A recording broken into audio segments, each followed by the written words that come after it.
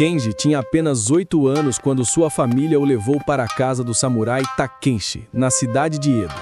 Era 1680 e era considerada uma honra imensa.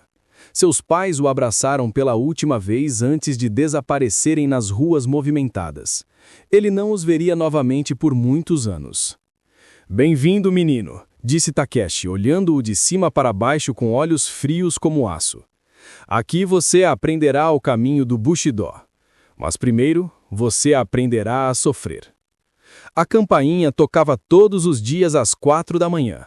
Kenji acordava na escuridão gelada, ainda meio adormecido e precisava estar pronto em minutos.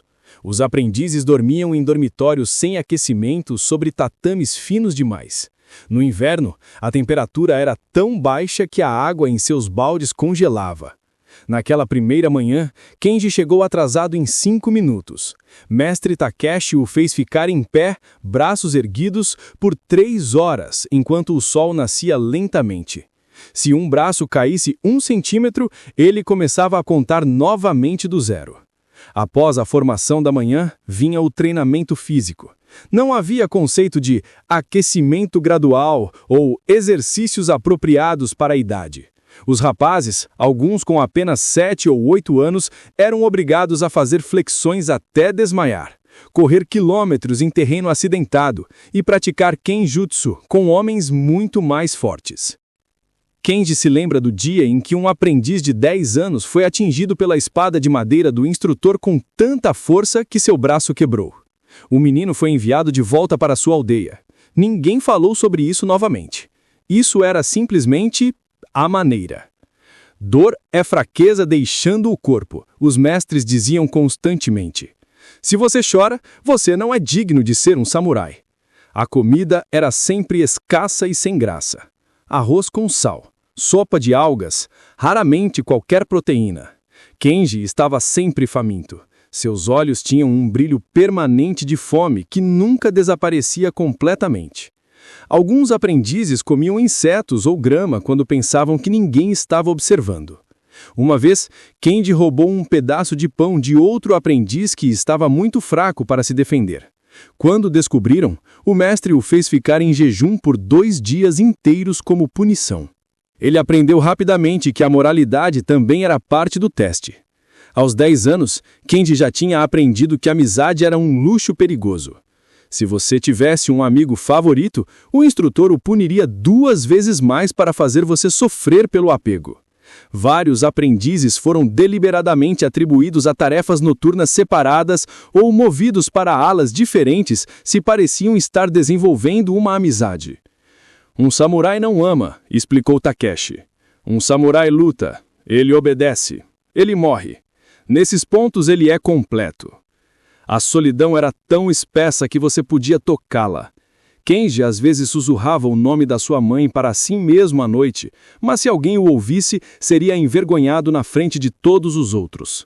A punição era imprevisível e severa. Um instrutor podia acordá-lo no meio da noite e ordená-lo que fizesse flexões até que seus braços tremessem incontrolavelmente. Outro podia ordená-lo que ficasse em pé na chuva fria por horas, porque seu kimono não estava perfeitamente alinhado.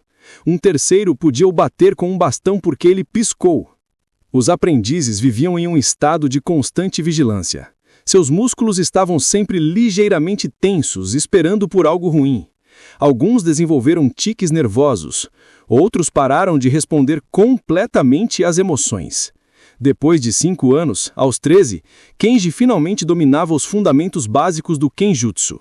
Pensou que talvez pudesse estar orgulhoso de si mesmo.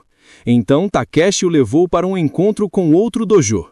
Kenji enfrentou um aprendiz da mesma idade de um dojo rival. Em 3 segundos estava no chão, cortado e humilhado. Havia sempre alguém mais forte. Havia sempre mais para aprender. E cada pequena falha era registrada, lembrada e usada como justificativa para mais sofrimento. Aos 16 anos, Kenji não se lembrava mais de como sorrir genuinamente. Seus olhos tinham o mesmo brilho frio dos seus mestres. Ele havia visto 3 aprendizes morrerem durante o treinamento. Um caiu de um telhado durante um exercício de equilíbrio. Outro sucumbiu à febre depois de ser deixado na chuva por muito tempo. O terceiro simplesmente desapareceu uma noite. Ninguém nunca descobriu por quê. Outras crianças de sua idade nas cidades normais estavam aprendendo comércio, agricultura ou artesanato. Estavam tendo vidas. Kenji havia trocado sua infância, sua segurança, seu conforto e até mesmo suas lágrimas pelo privilégio de ser um samurai. Aos 20 anos, Kenji foi submetido ao teste final. Precisava derrotar 3 mestres de esgrimia consecutivos, cada um mais experiente que o Lástimo, sem repouso entre os combates. Venceu o primeiro, venceu o segundo.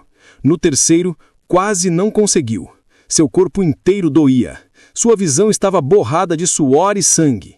Mas ele ganhou. Quando tudo terminou, caiu de joelhos. Takeshi o olhou por um longo tempo e finalmente assentiu. Você é um samurai agora. Kenji deveria ter se sentido feliz, mas tudo o que sentia era vazio. Todos aqueles anos de sofrimento, todos aqueles amigos perdidos, toda aquela fome, toda aquela dor, para quê? Para ser como os homens frios que o treinaram? Para passar adiante o mesmo ciclo de sofrimento para a próxima geração de crianças assustadas? A verdade sobre ser um aprendiz de samurai no período Edo era essa. Era terrível porque o sistema estava especificamente projetado para ser terrível. Cada sofrimento tinha um propósito.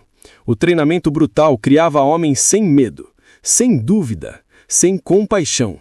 Homens que obedeceriam ordens sem questionar, que enfrentariam a morte sem hesitação. Mas também criava homens quebrados, esvaziados de humanidade, incapazes de amar ou de se conectar com outros. A taxa de suicídio entre samurais era a mais alta de qualquer classe no Japão Edo. Kenji se tornou um grande samurai. Lutou em várias batalhas menores durante sua vida. Nunca foi ferido criticamente. Nunca foi derrotado em combate.